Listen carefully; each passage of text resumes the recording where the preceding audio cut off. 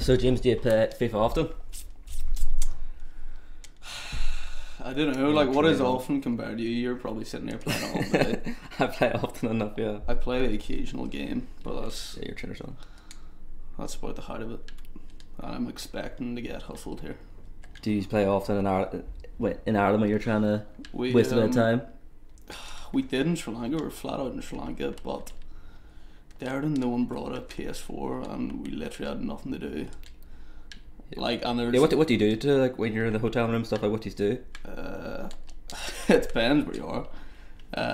So when we're in Sri Lanka there for Ireland Day, like Colombo, there was actually quite a lot to do. So you go out and go to the shops and stuff, nice restaurants, but hit it. I thought that was only going one way. And then we went to Hambantota, which is literally in the middle of the jungle, and like you can't leave the hotel, so you're literally so you're literally you're sitting in the team room playing FIFA like 5 hours a day whenever you're not playing.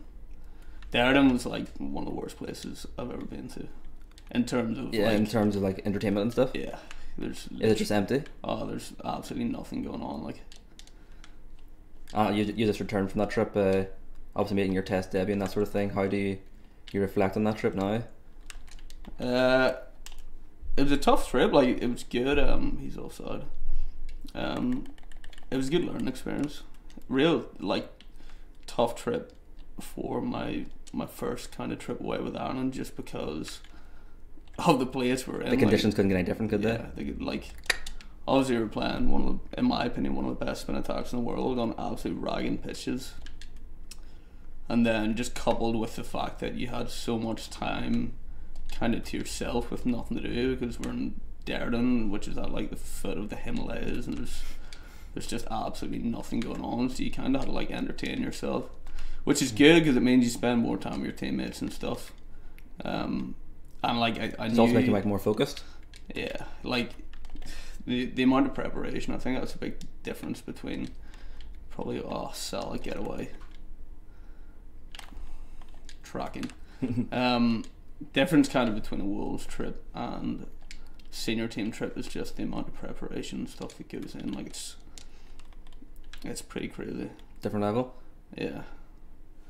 But then you kind of get out there and you're like, well, it's a game of cricket. It's not a game of cricket. Yeah. And were you really nervous walking out in that test match? I was nervous before. Actually, not, you know what? Not so much the test matches. I was very nervous for the ODI. The ODI, yeah. Yeah, the test match not so much, because I just feel a lot more comfortable with red ball cricket. Like, I've played a lot of red ball cricket. I mean, obviously it was tough going into the test match with 1 innings and 0 runs under my belt. Yeah. So I was literally like, right, just get your first run away and you'll be fine. But you kind of go out in the middle, first innings of the test match, hadn't scored a duck in the first game for Ireland. You're like, right, where's the first run coming from here? Yeah. But then you get away. Do you feel under so much pressure? It's fine. Not pressure from anyone else, just pressure. Yeah, you're pressuring your own performance. Pressure I put myself under. Surely that's offside. Like, offside trap, mate. Play a real high game.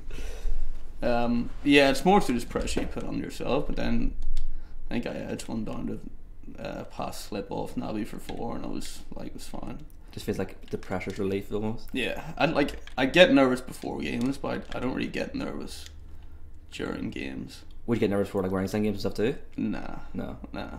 I used to. I remember when I first joined, and we were playing in like a senior cup final and stuff, and I'd be sitting waiting to bat, and my knees would be like trembling. Oh really?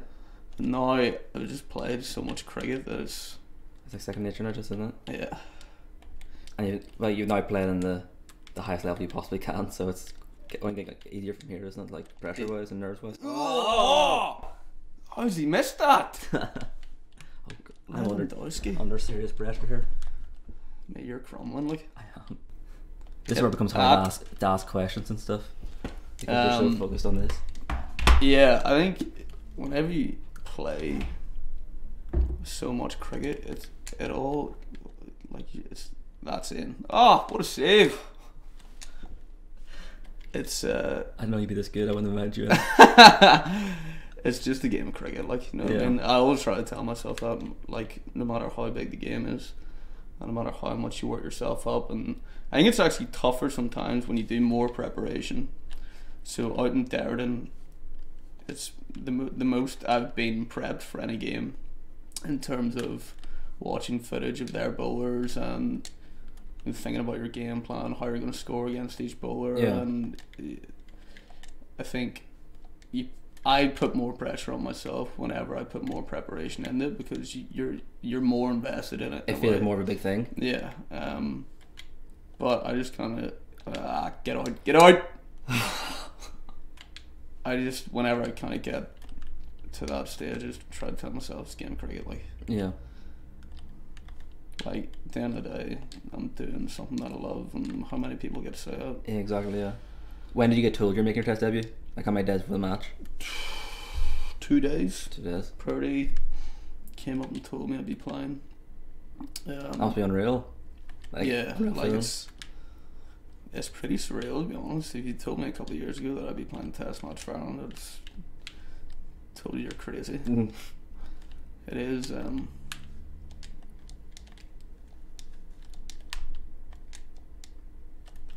Awesome. Yeah, it's pretty nuts, like, but I suppose it's a testament to how far Irish cricket has come. Did you bring him out? I did, yeah. That's rogue. Yeah, like, obviously the guys before me, like the teams James McCollum played in and stuff, Yeah. just punched above their weight so much, like, it's ridiculous. Like, the guys were working 9 to 5. Yeah, and then Mate, training when are you got to concede here? Oh my goodness. Yeah, Make they're it working half-time. 9 to 5, and like, they're competing against some of the best teams in the world. So it's, Yeah.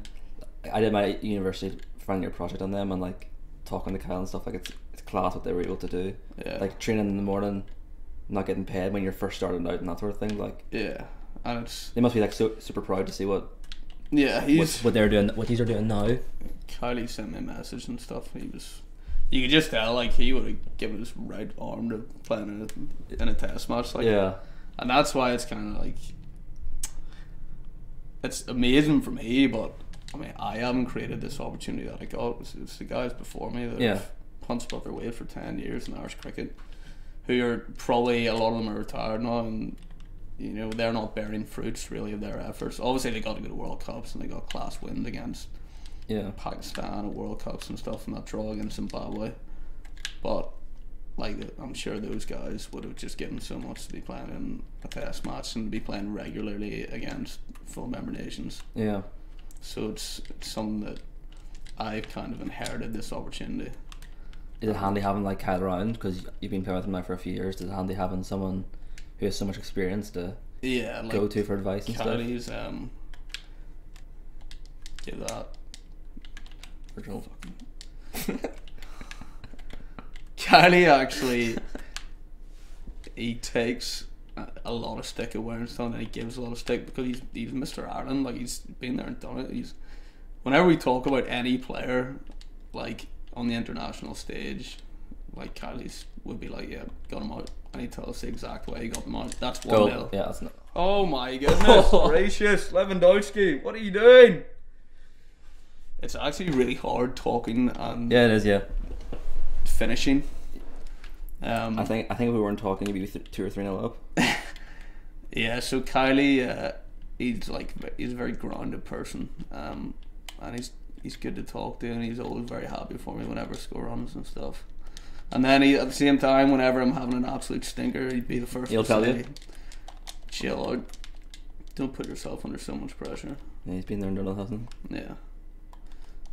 But like, I think playing in Warrenstown really helped just raise my standards.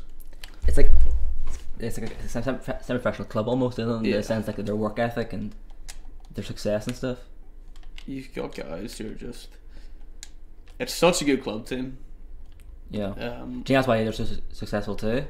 Because like, you are all so close and you just play for each other. Yeah, we're like, no one gets paid at our club. Yeah. We have our pro, and I think this year we were nearly contemplating getting another player in, Yeah, it's just trust what you just have. because there's so many clubs in the minute that are spending big dosh, and it's like, right, well, if all the other clubs are doing this just to try and win a bit of silverware, like should we start doing it? But Yeah, we've kind of kept to our morals as a club, and we've just got the pro in the same team as last year. So, will you be confident of replicating what you did last year? Also, you also want to win the Premier League too, I guess. oh, it'll be seriously tough. You're cutting in that left boot. It'll be seriously tough, especially you look at CI's team this year; it's so strong. And Gary come back to CSNI and stuff too. Yeah, they've signed. CI've signed Mark Adair. Pinar. Finish. Yeah, Mark Adair and Pinar. On top of what they have, they're a seriously strong club outfit. So like, it'll be really tough to replicate what we did last year and the year before. But good thing about Warrenson is you like. Naturally, everyone he plays is so competitive that yeah, our motivation comes from we love playing with each other. Yeah. Like everyone loves rocking up on a Tuesday night, a Thursday night, on a Saturday, Sunday morning, just to play with their mates. But because we're all so competitive, if guys are out of nick, they'll be down at the nets for hours. Yeah. On a Monday, Tuesday, Wednesday, Thursday, like whenever it is. And it's the same with guys bowling and stuff. Everyone's just so competitive, and they play cricket at a high level that they don't.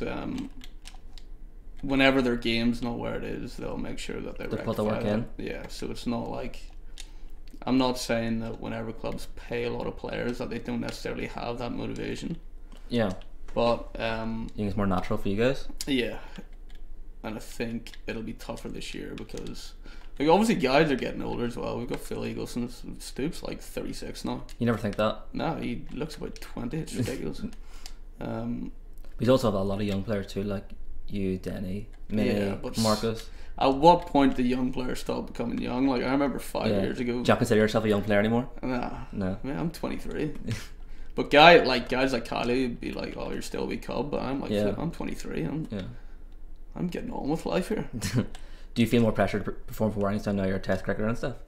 Yeah, I'm not even joking. I feel more pressure sometimes playing for Warrington than I do for the Knights and stuff. Is that because though, like, you know, you have, well, I suppose the Knights and Warrington aren't dissimilar in the sense that, you know, you have players down the order that if you get out, there's people there to pick up the paces in a sense. I used to be like that whenever I wasn't that good, but it's more so that I've never really dominated club cricket. There was a year I scored. There's a year I scored maybe close to 1,000 runs. And apart from that year, I've never really dominated club cricket. For me, it's just never. I find club cricket tougher sometimes than I'd find interpro cricket. Do you know why that is? Just because. You seem like a big game player to me because, like, even though you don't. Oh God. Even though you don't feel like you do super well in club cricket, the two finals last year, you got 250s, like, so. Yeah, that's the thing. Like, a big thing for me is just getting better on crap wickets. Obviously, we play Warrington, and you're not playing on roads every week. It's rag and square. Yeah. And generally, club cricket across the board, the wickets you're playing on, they're not great cricket wickets. But maybe I'm just, because I spent 3 years in England, you don't really get that in England. You're playing on. I'll never know how England get. 90 minutes. Oh, what a save! 92nd minute. I'll never know how England produce such better wickets than us. Like I played in Durham, and that's like basically level in terms of latitude with like Warrington, close enough. And the wickets we're playing on over there are. Much better? Yeah, just so much better.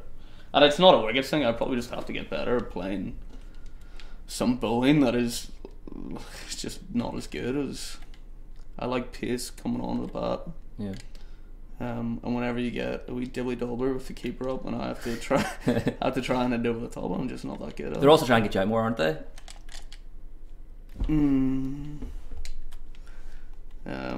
Like you have like quite a big reputation now, so like they're going to be trying to get you out more and more like a bowler will value your wicket higher than some other players. Yeah, no, but that's not even it. It's just the nature of club cricket. It's a different game. Like, it's genuinely, I find it a different game. You're in. No, you're offside, I think.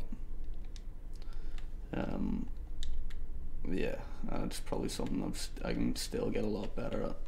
It just, like, it comes a lot more naturally to me, red ball cricket. Obviously we don't have multi-day cricket. Oh my goodness, that's 1-0. If you rob this game, it's absolutely scandalous. I don't know how to dab. I don't know how to dab in this game. Yeah, red like multi-day cricket just comes a lot more naturally to me. Obviously, but it's the sense of getting yourself into the match and, you know, you've overstepped bat and that sort of thing. I think red in multi-day cricket you have time to, if you can feel out of nick and you have time to get yourself in the nick and figure out what you're doing wrong and kind of make adjustments out in the middle. And many overs to look at the bowlers. Yeah, and like also, so whenever I was playing over in Durham, and we'd quite often go 1 day match and then a 3 day match every week, so you're playing 4 days a week, so you don't really have time to train during the season, like especially alongside your studies. Yeah. So you're very much, if you don't feel like you're in good nick or you feel like you have a problem technically, you have to work that out in the middle. And in multi-day cricket you have time to do that. You have time to figure out kind of, right, I'm not hitting the cover drive well here at all, so I'm not going to play at any ball on a length outside off stump. Time to figure it out in the middle. But white ball cricket, you don't have time to do that, and it's something that I've had to kind of work on really hard over the last year and a half. It's just my white ball game and my approach to it and the options that I have to kind of score boundaries. And to be fair, I actually bared a bit of dividends last year. Like, I had 170 I was in white ball cricket, wasn't it? Yeah, I think that was just, I needed one of those scores to really reassure myself that I can play, like, I can play white ball cricket. I've got like a game plan of how to play it, whereas before I didn't really have that reference. You're just going look at the stats. Oh my days. Right, what are we doing here, second half. I suck at pens, so I'm gonna have to score here. I used to have the trigger on, but I can't have the trigger on now. So, like, when you're playing your Ireland debut in a white ball match, like, do any of them thoughts come through your head again, or you're just super confident now? Nah, I'm at the point where I'm still, obviously I've got like so much more to learn, and I can still like improve myself by so much more, but I'm at the point where now that I'm doing it full time, I train so much, and I'd like to think I train pretty well, that I'm always going out to the middle thinking I can score runs here. Half an hour a week will you be training? Mm-hmm. How often a week will you be training? Every day. Every day? Every day when I'm not injured, apart from Sunday. So, like, would you be going to like nets and stuff on your own when you aren't playing with Ireland of the Nights?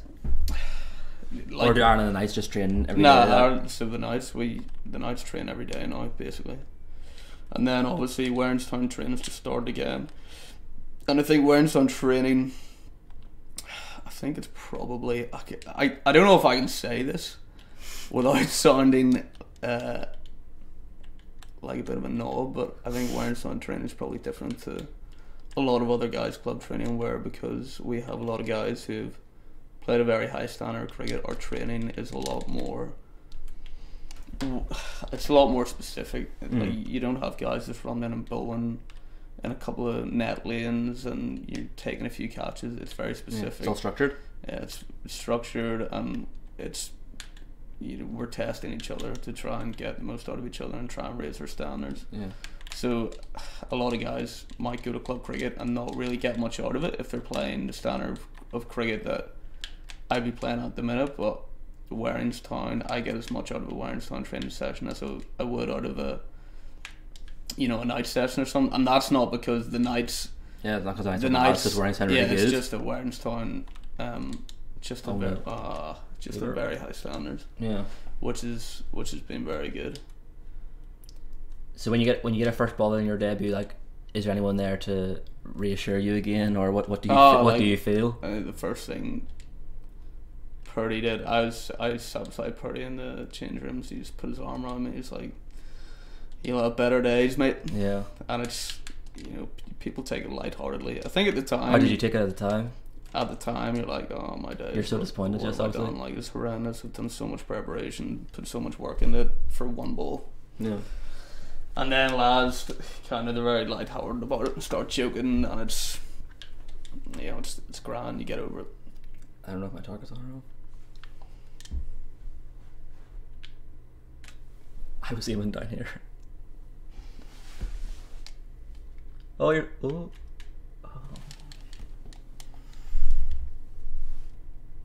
How have you squeezed penalties out of this game? Like, I don't know where I'm aiming. I'm aiming top corner there.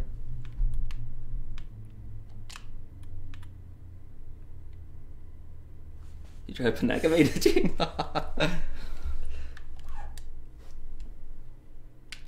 oh! Who's that for me now? Yeah, I think so. Oh, that's a pen. Game. That is a pen. That's right when my eye running. Oh, that player's one there.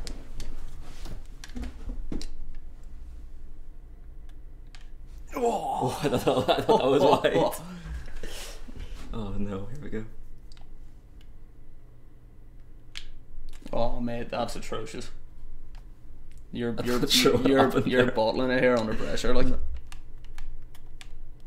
Oh,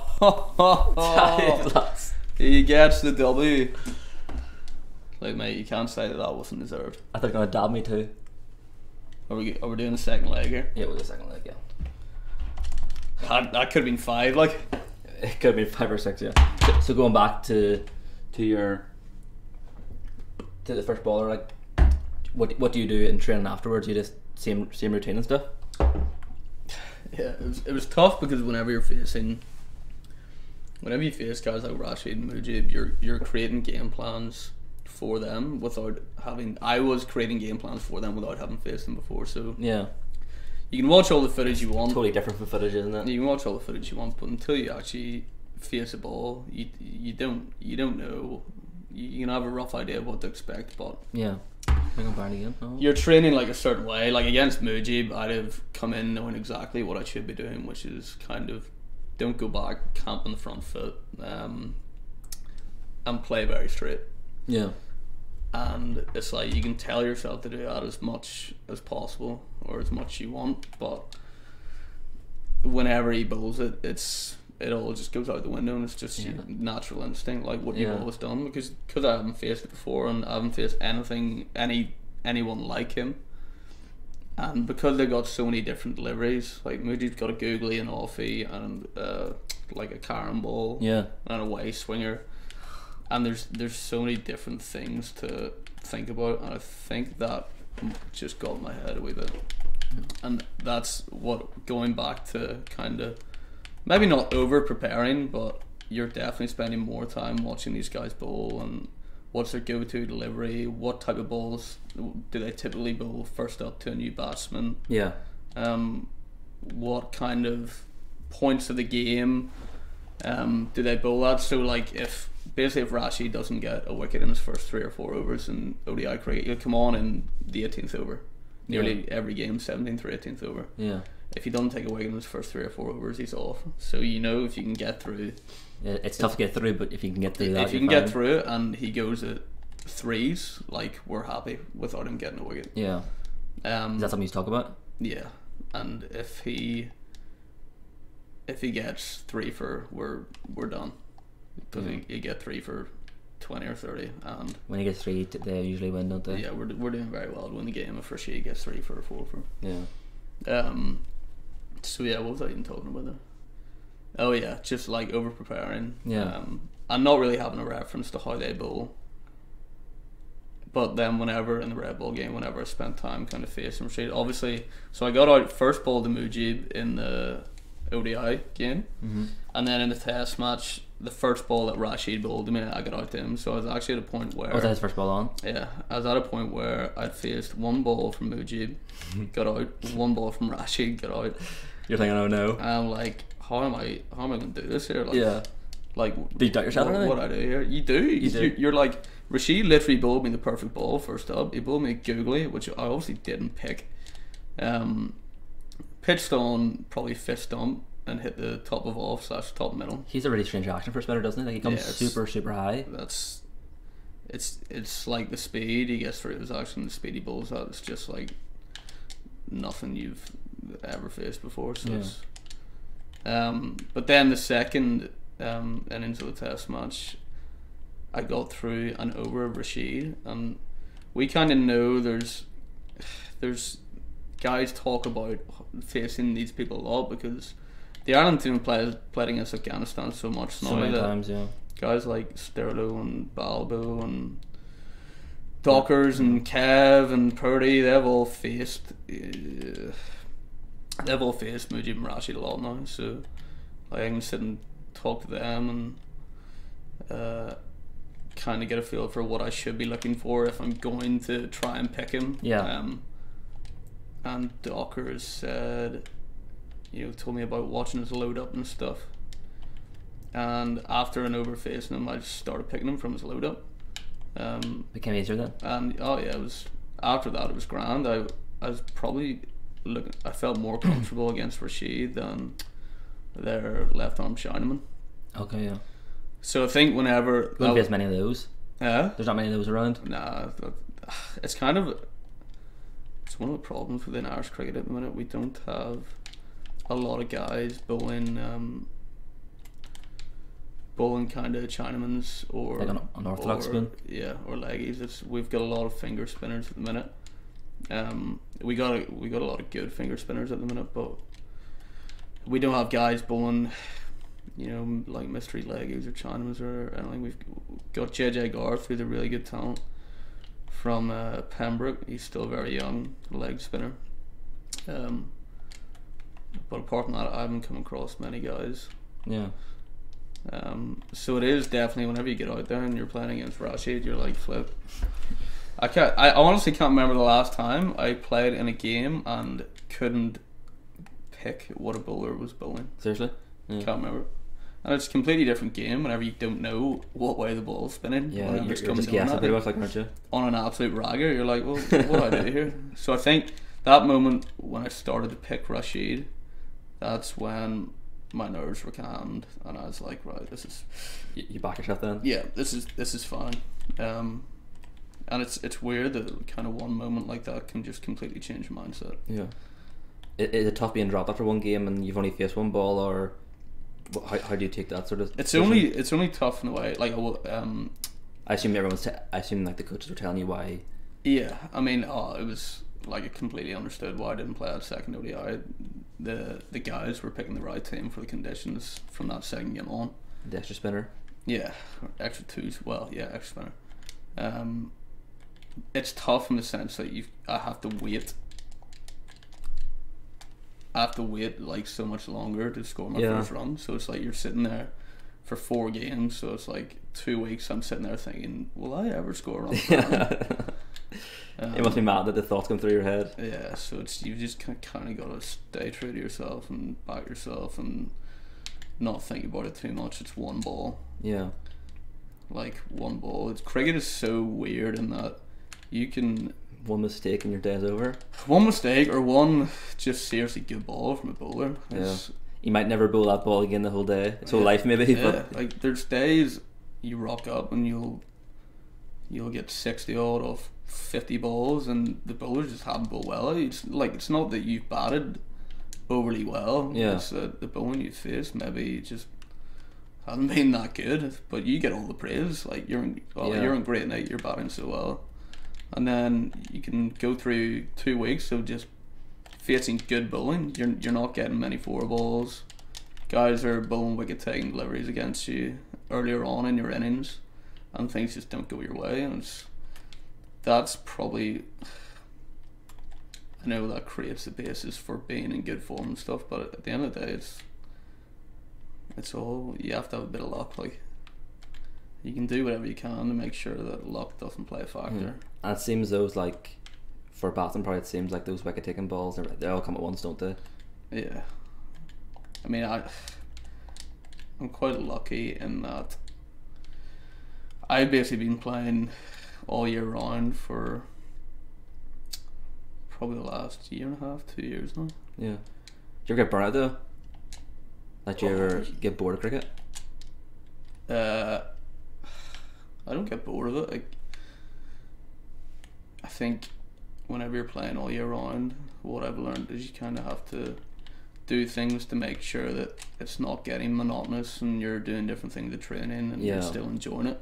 And that can, for me, that's like 3 or 4 days away from the game.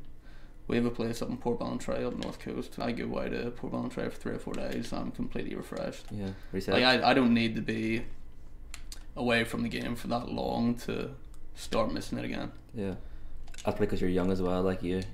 Yeah, I'm sure. You're dying to play. I'm sure it's different for someone like James McCollum. He just hates the game. But yeah, I like 3 days away does me. And I think the last real bad run of form I went through was probably the start of last season, and I've been lucky. I've kind of just felt in good nick for the last like year or so. But the start of last season, like it was, man, I couldn't score a run for club. And the season is just gone. Yeah, couldn't score a run for club. I was like my first 4 innings for club, and this is like I came back from Australia. I was like, we were playing a high standard cricket in Australia, club cricket there in Adelaide, first grade cricket. You playing well there? I played well there, and then I came back to Warrington, and I kind of just felt like I had this element of like entitlement that this standard cricket isn't as good, so I'm just going to score loads of runs. But it doesn't work like that. Like cricket just has this way of kind of humbling you and bringing you down whenever you feel like you're on top of the world. Yeah. First 4 or 5 games club cricket didn't score a run. And then first 3 or 4 games for the Knights didn't score a run, and that's I remember James McCollum came. It was before one of our club games. I think it might have been like Woodville and Challenge Cup, and I'm like, right, if I don't score runs against Woodville, I'm hanging the boots up here. No disrespect to Woodville whatsoever, but like, come on, James. Yeah. And Kylie kind of before the game put his arm around me. He's like mate, stop stressing out. Stop putting yourself under so much pressure. Yeah. Like, chill out. Back yourself. Relax a bit. Yeah. And then were you tense at the crease and stuff? Or I wasn't tense at the crease. I was just kind of. Oh no. Your keepers keep me in it. Yeah, I know. Every match. I was just kind of putting myself under a lot of pressure, and whenever I get a low score, I just get very down about it, which is I now realise something you can't do. Yeah. And after I had that chat with Kylie, I think I scored like 70 odd in that game. And I just started scoring. That was it? I just started scoring runs like for all the teams I was playing in, and it's weird the way it's like 1 innings, 1 conversation. Yeah, it's one thing that changes everything around. It can be 1 shot. It can literally be like for me it's a non-drive. If I had a non-drive, I'm like flip. I'm a lot of battles that, yeah. And it's weird. There can be like 1 trigger point, and then that's it. I think that's the big thing for batsmen is you're only ever, especially in Ireland, you're only ever 1 score away from like putting your name on the map or from making a team. Like for me, it was I didn't really have a white ball career before that Wolves game against Scotland. I was classified as a red ball player by a lot of guys. Yeah. And to be honest, I probably classified myself as a red ball player. Even still? Up until that point. Not now, but at the time. Yeah. And then you have that 1 innings that just gives you the belief that you can do it. And then your whole mindset completely changes, and you stop having limiting beliefs. And you back yourself, and it's just weird how it's 1 innings. Like, you're 1 score away from kind of changing your career. Yeah. Did you always want to be a cricketer?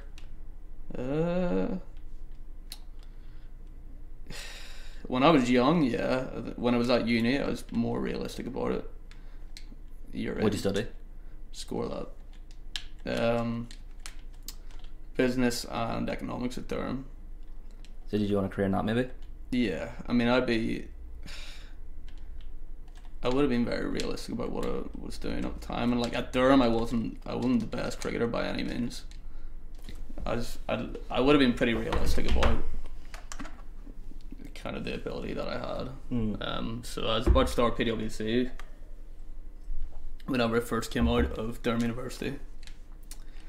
And then I got a call from Richard Holsworth saying we're going to offer you a contract, and I had to make, for me, I thought it was a pretty hard decision, but looking back at it, it wasn't a hard decision at all, whether to work for PwC, take a decent job there, or take a contract from Cricket Ireland, which was, I mean, it's like, it was at the time, it's the lowest contract you can be on, but Oh, good header. but it's still like, flip, I have an opportunity to like do what I love here for a living. I'm gonna give Business will always be there, won't it? business will always be there. I think that's the thing. Like, I might as well give it a crack at it now while I'm young, and It'd be luckily, horrible looking back thinking I never give it a proper go. yeah, exactly. And so I kind of went all in, and luckily I had a decent year last year, and I'm now where I'm at, and it's kind of, it's all in my own hands at the minute. Yeah. But I'm very much, I'm a big believer in that, like, even though I'm a cricketer, I'll be doing what I can to make sure that whenever cricket isn't a thing for me, You have life set up. yeah, so I'll be trying to take an exam in kind of financial risk assessment or something like that, reading some more books to see if I can just build on what I have, and Yeah. it gives me less insecurity about my cricket as well. It means that I'm not going into games thinking, right, if I don't score a run in this series, I'm not an Ireland player anymore. I'm done here, and Yeah. then my life's over, because I went all in. yeah, cricket's just a stage. It's just a stage of my life, and I don't know how long it'll last. I'll Yeah. try my best to make it last as long as possible, but whenever it stops, I want to be in the best position possible to still be in a position where I feel like I'm doing something that I enjoy. And like economics, I just really enjoy kind of global economics, and it's something that really appeals to me. So I think that's what, over at Durham, we had a few county players in our team, played for like Warwickshire and Durham and stuff, and those guys Yeah. would be in the same boat where they're like, well, we love cricket and we want to do cricket for a living, but if you're doing cricket solely and you don't have a backup, a lot of guys put themselves under more pressure than they would if Yeah. It doesn't become they a hobby felt anymore, like does it? cricket wasn't everything. Yeah, It's not a hobby anymore, it's totally different. It's your life. yeah. And I actually, I think that's where I was at the start of last season. Whenever I was having that absolute shocker, I was putting myself under so much pressure, and I was thinking, right, you're a professional cricketer now. If you don't, Yeah. It's a mind change, isn't it? you're not doing your job. You're not scoring runs. Like it's you done, and then you can't just take a step back from it. Like it's a game of cricket. Yeah. It was interesting to see actually McElroy press conference yesterday. I don't know if it was yesterday or the day before yesterday. He was like, he does a lot of work in the mental side of the game and stuff, and he's like, golf doesn't define me, my score doesn't define me. Yeah. And that's very much, that was a stinking game, mate. It's not over yet. It's not over yet. That's very much a good approach that I've tried to take over the last kind of half year. Like, cricket doesn't define me, what I do in cricket doesn't define me, and that just helps me take a lot of pressure off myself. Yeah. I remember playing against you when you were 15. I was captain of Armagh, you were captain of Lurgan. I was like 14, and you were told if you won the toss you had to bowl, and you batted and you got 100. It was an absolute awful day. It was horrendous. You just smashed us all over the place. I was like, I think he's going to be a professional cricketer one day. Man, I used to. Horrific. I used to You got 100 against us every single time you played. You and Denny were a nightmare. You and Denny were an absolute nightmare. I used to live for underage cricket. Like it was. I remember just finishing school and being like, "Oh yes, I got an under 15 game tonight." But that, I think that's why now they've put like restrictions on, like they retire batsmen now in underage cricket, don't they? You probably retired some more team that day, you know. If I'm being serious, if I had to retire at 30 in under 15 game, I probably would. Like there's, I wouldn't there's have an art of enjoyed getting it 100, like as isn't there? much. Like there's an art to getting 100 and stuff. Yeah, but at the same time, I understand the other side of it, where like you have guys who are potentially just trying to get into cricket, and then you have someone like probably me and Denny who've just played so much cricket even from the age of 15. And if you have guys rocking up here kind of trying cricket out for the first time, and you come up against Denny and he scores 140 in 20 overs, and you're standing there just picking the ball up from the fence, you're like, I do not want to play this game again. Yeah, it would put you off. Like if you weren't already interested in it, it would put you off serious. Yeah. Danny actually got engaged there a few weeks ago. Huh? Danny actually got engaged there a few weeks Did he? ago. Yeah, he did. That's what I mean. We're all getting old, mate. not young guys anymore. He could play for Ireland if he wanted to as well, couldn't he? Like he has the ability. Yeah, it's not a case of abilities. Yeah, just doesn't really want to, does he not? He's seriously good. Yeah. You don't actually realise. Like he'd be near the squad now at least, wouldn't he, if he wanted to? Okay, he knows himself. He'd have to put the hours in, but it's not a case of lack of ability. Like he has more ability than I have. You think? Yeah. Natural ability. Like if you go to Warrenstone's training sessions and you're training with Danny, like we rock up without hitting the ball for about 2 weeks and just start whacking He's naturally talented. sixes over extra cover, and you're just like, guy's a freak. Yeah, he was a freak last season. He's so naturally gifted. Unbelievable last season. It's a wee bit frustrating, kind of, because obviously the last 5 years, Danny and I Come up together. yeah, been very close, and we've kind of been, you know, I was 18 when I first went to Warrenstone, he would have been 17, 16, and you know, Bushy would have called us like the two young guys on the block and all this, and we're very much in it together, like through the times when we're scoring runs, through the bad times as well, and he's just now, like, he's so good. Yeah. And it's frustrating for me kind of see him not take that step. Please. Oh. Not take that next step. Yeah. Because he's definitely more than good enough to do it, but like it's just something he doesn't want to do. He's got engaged now. He's got a good job with John and Bush, and it's just not something he wants to do. I don't think he's ruled it out though. Yeah. I think one morning he might wake up and say, you know what, I want to give this a crack. Yeah. Yeah, because he might just think, but what could I be, sort of thing. Yeah. I hope that he does. I tell him this all the time. I hope that he does, because I'd hate for him to kind of wonder what if whenever he's 40 years old. Yeah. His innings in the Challenge Cup final last year was mad. It's ridiculous. Like, I was at the other end, I was thinking, right, I'll just get you got 70 on that day as well, didn't you? Yeah, I'll just get you on strike here, Adam. Yeah, that's what it's you like. were scoring quick though. Mate, that's one of the best club wickets I've ever played on. Yeah. That's why it's so... 300, play 300, wasn't it? Yeah, it's so good playing a competition. Ellie as well, actually. Is it? Yeah, Ellie gunned it, and Ellie, I remember speaking to Ellie at at the interval, and he was like, we're short there. I was like, mate, 300 in a club cup final, like, that's a good chase. Greg was actually quite brave to bowl, wasn't he? Because everyone was saying it's a bat instead of scoring that wicket, but it was quite overcast at the time of the toss. Yeah, I think he did the right thing. He did now. Definitely. They did pretty well in kind of negating the new ball, like, because it was actually it was good bowling conditions.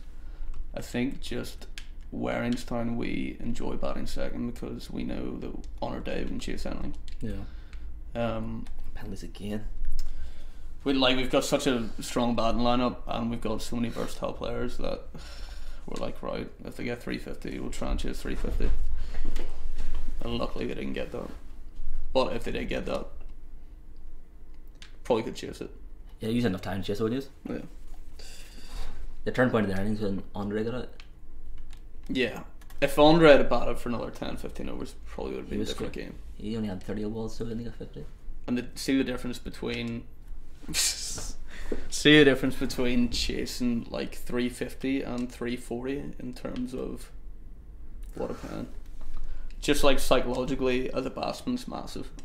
Instead of having to go sixes, you have to go sevens. I don't know if I can take another penalty loss. I'm reading you like a book here. I don't know if I can take another penalty loss. This is just like, this is good pen. It's like, this is clinical. Look at this.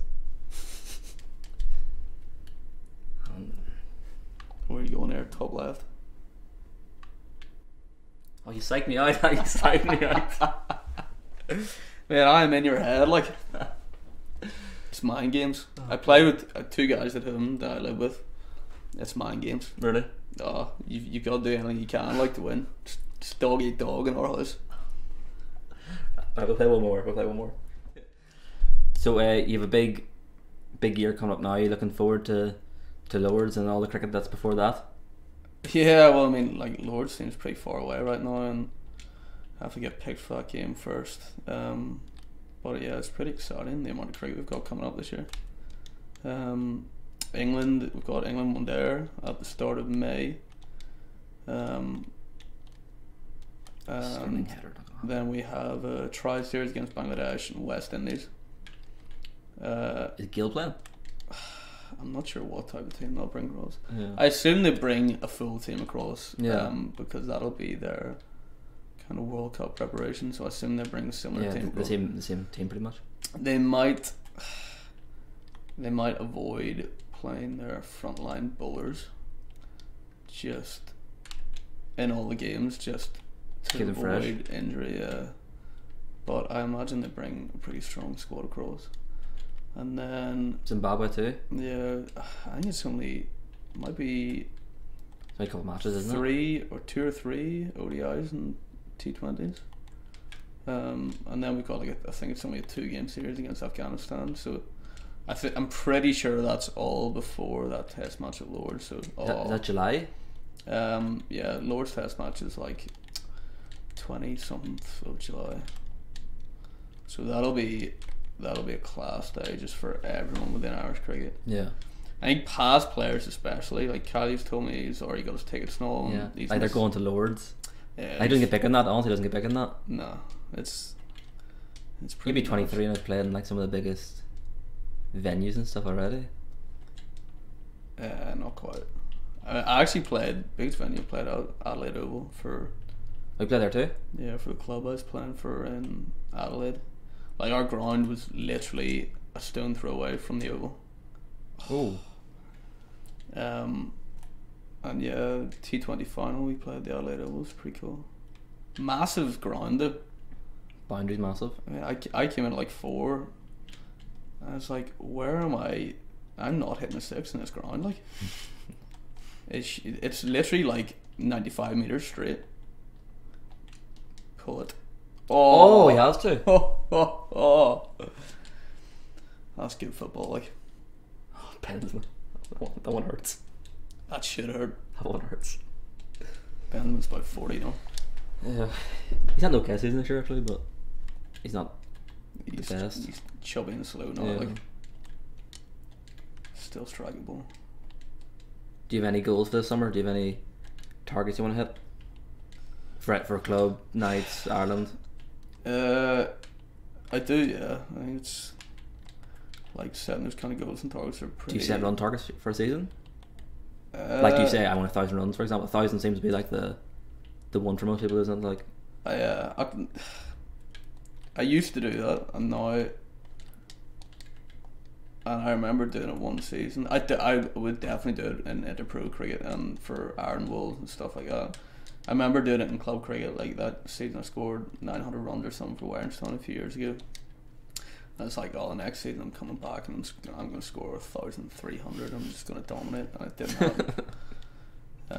It didn't happen, and I think club cricket, it's very much like if you get 6 or 7 weeks of good weather, you'll play in a good deck, and then you can.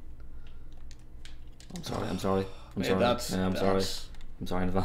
That's scandalous. I'm sorry. Is that the brand of football you want to be known for? Yeah, I think so. I need any goal I can get here. I need a win.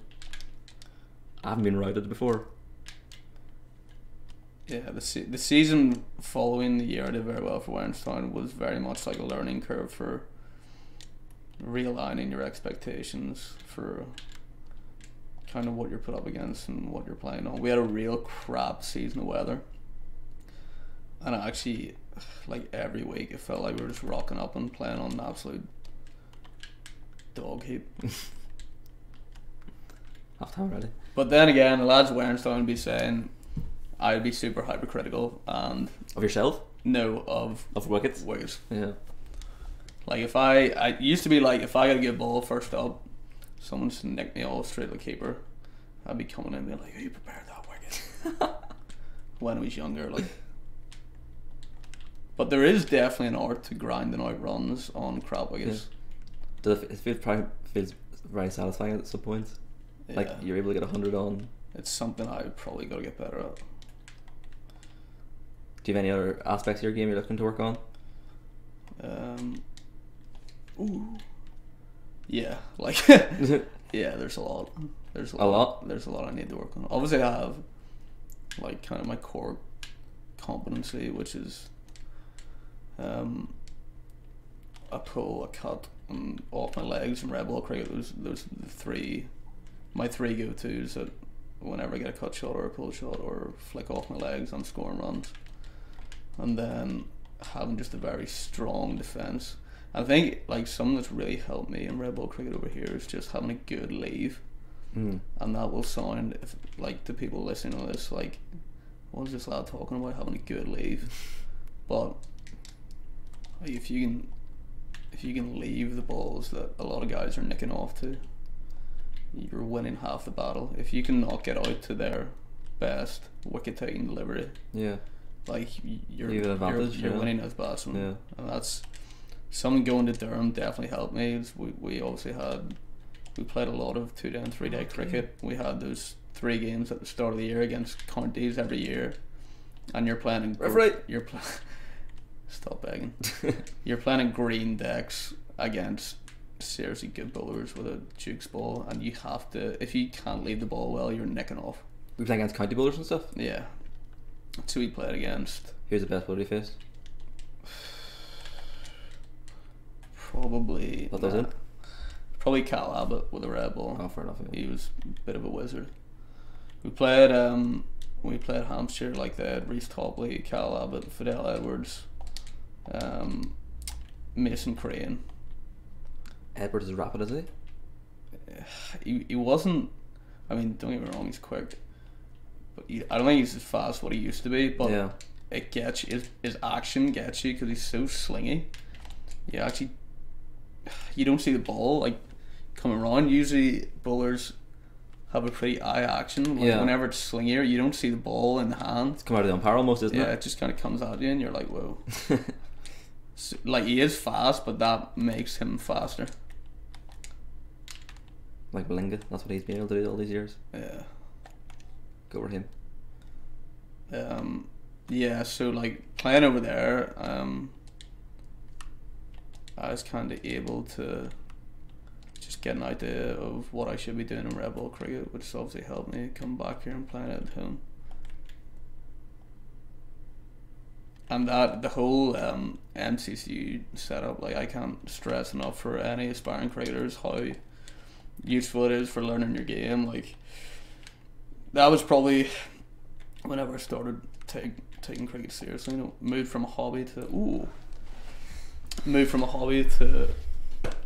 something that I'm job, investing a lot of time into and a lot of effort. You're training 8-9 times a week between skill sessions and S&C and cardio sessions and stuff like that.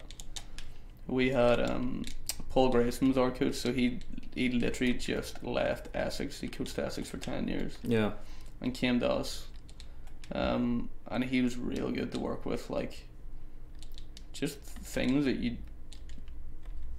don't think about whenever you're not whenever you're not taking cricket seriously and you're not